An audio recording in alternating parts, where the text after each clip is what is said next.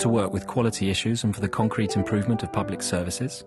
If so, SALAR's starter kit for sustainable gender equality might be the thing for you. Why not see for yourself?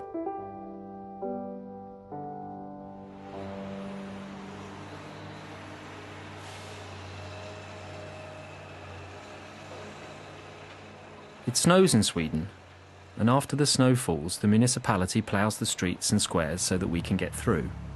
What does that have to do with gender equality? Well, women walk, cycle and use public transport to a greater extent than men, who travel more by car. This means that municipal snow removal has different consequences for men and for women.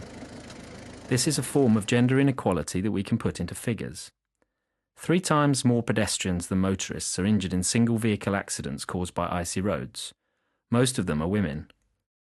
Hospital care and lost productivity due to accidents in slippery conditions cost 4 times as much as winter road maintenance. In Karlskoga municipality, city officials analysed local snow removal from a gender perspective and found that typically male areas were prioritised. First, the ring roads were cleared, usually late at night when only a few trucks were passing through. Then the major roads and streets were cleared, especially those leading to larger male-dominated workplaces. Last to be cleared were bus stops, pedestrian walkways and bike paths. In other words, the municipality was prioritising snow removal for men above snow removal for women. This was not intentional, of course, they were just doing things the way they had always been done. To solve the problem, the municipality had to rethink its approach. 3 inches of snow were harder to get through on foot than in a car. So it was decided that pedestrian walkways and bike paths should be cleared before the streets. Infant schools were now given first priority because that's where parents go first on their way to work. Larger workplaces were given second priority, but this time female-dominated workplaces such as hospitals and municipal facilities were also included. Pedestrian walkways and bike paths leading to schools were given priority 3. Only when this essential network had been made accessible were the remaining streets and roads cleared of snow. Working in this order resulted in no extra costs for the municipality, but it did make the allocation of resources more gender equal. It also made the city more accessible for everyone, especially children, for whom driving is not an option.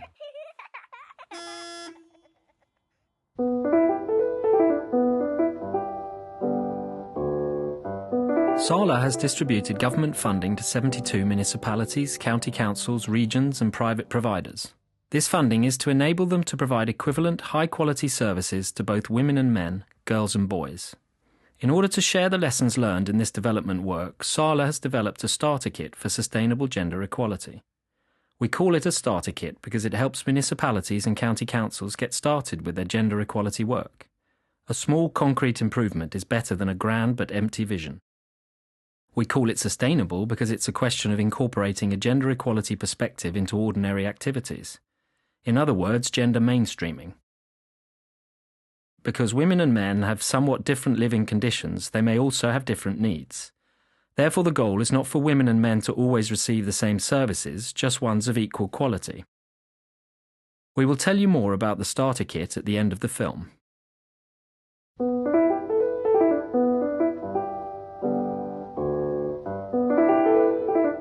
Gender equality means women and men enjoying the same rights, obligations and opportunities. The goal of Swedish gender equality policy, as set forth by the Swedish Parliament, is that women and men should have the same power to shape society and their own lives. There are 4 intermediate objectives: an equal division of power and influence, economic equality, equal distribution of unpaid housework and provision of care, and an end to men's violence against women.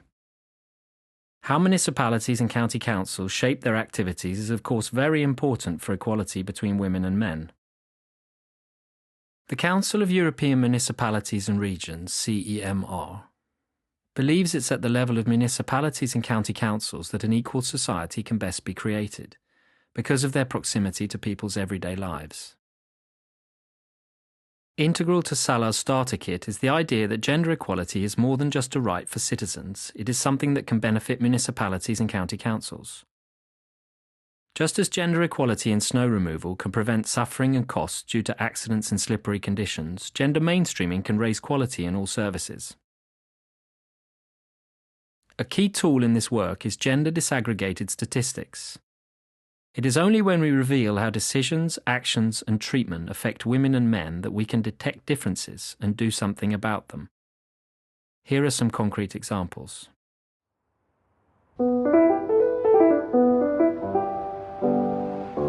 Many women in Kalmar avoided taking the bus home in the evening. The reason was that they felt unsafe walking home from the bus stop. This was shown in a survey. The solution was to introduce so-called night stops, which means that passengers can ask the bus driver to be let off at a specific place, even between normal stops. The driver will only open the front door and make sure that no one else gets off at the same time. This has made nighttime bus travel safer and more attractive for both women and men.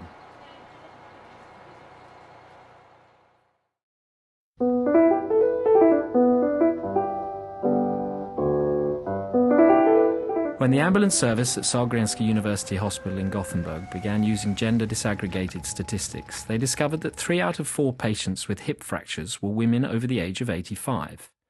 They were given a lower priority at emergency dispatch and were given pain relief less often than the men.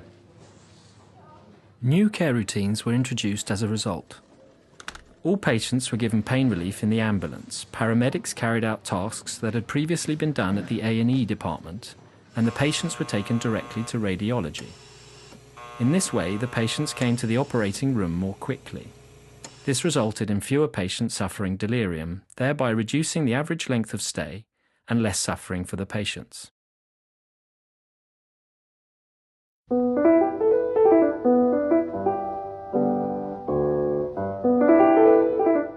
There are large differences in school performance between girls and boys in both primary and secondary schools. A teacher in Piteå realised that she was expecting less of the boys in some writing situations. Sometimes she even finished their tasks herself if they were struggling. Of course, this meant that they got less writing practice than the girls. The teacher began to place the same demands on the boys as the girls. She gave them extra writing exercises and got their parents involved in their work. In just a few months, the boys had improved their writing significantly. This is a basic skill that affects children's learning, and in the long run, their grades in most subjects.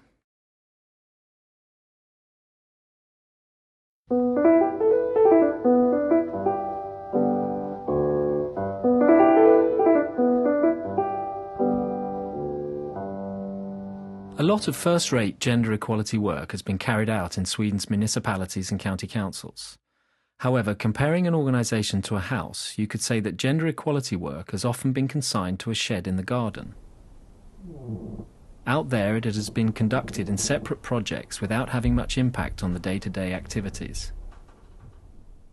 Gender mainstreaming is about moving gender equality into the house. It is only when we achieve a gender equality perspective in day-to-day activities that we can offer women and men equivalent, high-quality services. Gender equality is created and maintained where we make decisions, allocate resources, and create standards. Therefore, it's in the regular decision-making and in day-to-day activities that we have to combat gender inequality. That's what's meant by gender mainstreaming. It means making men and women visible in policy documents at all target levels, from the most wide-ranging plans to concrete operations to work plans. We're talking about gendering management. Writing men and women makes it possible to set gender-equal objectives, paving the way for monitoring and illustrating gender differences. There is a difference between writing students and writing girls and boys in school, or between writing the elderly and elderly women and men. When you include gender among your monitoring tools, you get a deeper analysis and can detect quality issues that were previously unknown simply because the tools for analysis were too blunt. In this way, gender mainstreaming leads to bonuses like increased legal protection of the rule of law and quality control. When control and monitoring are functioning as they should, you can track a decision through the entire organisation. There is a common thread running from decisions of the Assembly through the municipal boards and administration to the everyday work in the field. In other words, if the Assembly sets the goal of providing equivalent and high-quality services for women and men, it can be achieved. But the reverse is also true. If the Assembly does not consider it a goal, it will almost certainly not happen.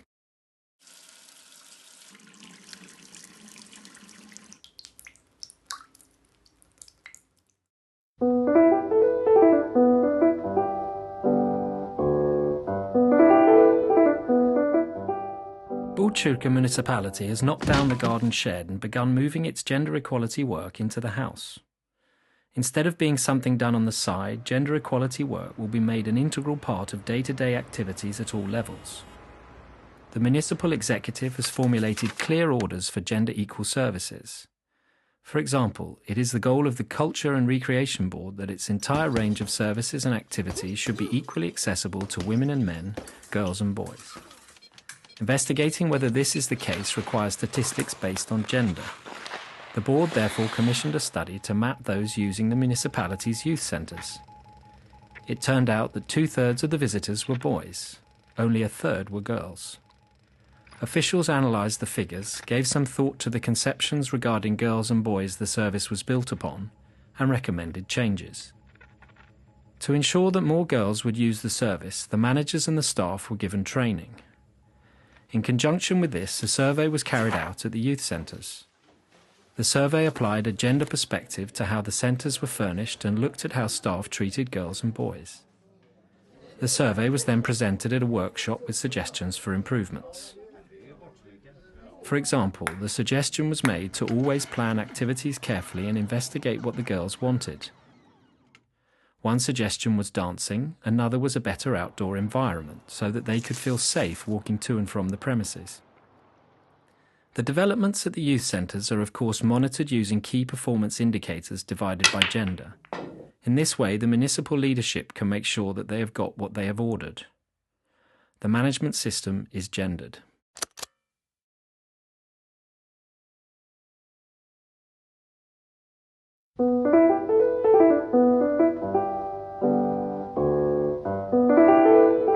Within the 72 development projects to which SALAR has allocated funds, we have found a number of success factors for achieving gender equality in services. Active ownership by the political leadership, that the process of change is driven by managers with operational responsibilities, that managers have support staff who work on monitoring quality and operational development. SALAR's starter kit for sustainable gender equality builds upon these lessons.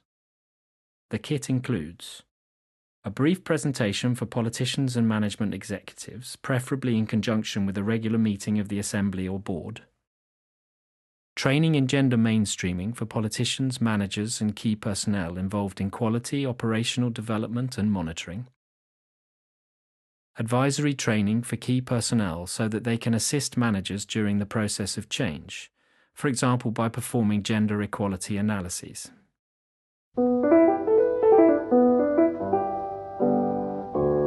Swedish municipalities and county councils are facing major challenges. According to SALAR's calculations, the combination of an ageing population and the ongoing development of the welfare system will lead to a funding gap of 200 billion Swedish krona by the year 2035. In other words, that is the size of the difference between the current tax levy and the projected needs in 2035. It does not mean that 200 billion will suddenly be missing in the public sector, but it is a measure of the scale of the challenge. There are no simple solutions. Streamlining operations is the top priority, especially along the boundaries between municipalities and county councils. But it is also a question of getting things right from the start, taking the right action at the right time. This is precisely what gender mainstreaming is all about. To ensure that waiting times, resource allocation and how people are treated and received are based on the individual without being distorted by prejudice or ignorance. It is a matter of justice for women and men, girls and boys, but it is also a question of efficiency and quality. So visit www.skl.se/jämställdhet and learn more about how you can take advantage of our starter kit for sustainable gender equality. There you will find information on how to schedule lectures and register for our training courses. We hope to see you there.